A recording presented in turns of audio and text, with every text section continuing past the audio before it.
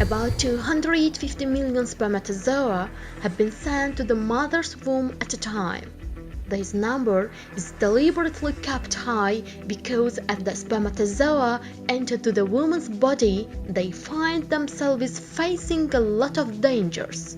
There is a solid acid environment in the woman's reproductive organ that prevents the bacteria. This acid environment has baneful effect for spermatozoa. In a few minutes, the walls of the womb are covered with millions of dead spermatozoa. A few hours later, most of the 250 million spermatozoa die. This acid compound, which is the most important for mother's health, is so powerful that it can easily destroy all the spermatozoa entered the womb. In that event, the fertilization couldn't take place and the human population would come to an end. But this danger has been prevented.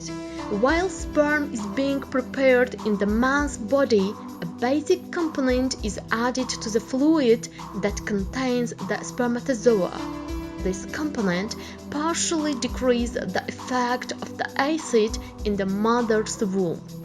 Thanks to this, a few thousands of spermatozoa pass the mother's womb and reach to the fallopian tubes.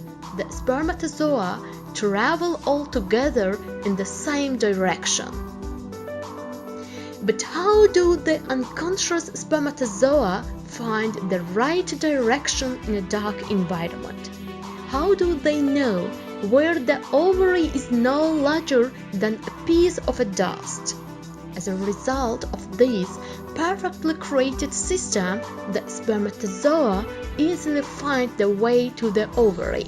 The ovary gives the chemical signal to the spermatozoa, which are about 15 centimeters away from it.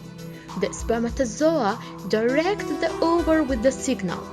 Two cells are quite strange to each other, communicate by means of this process.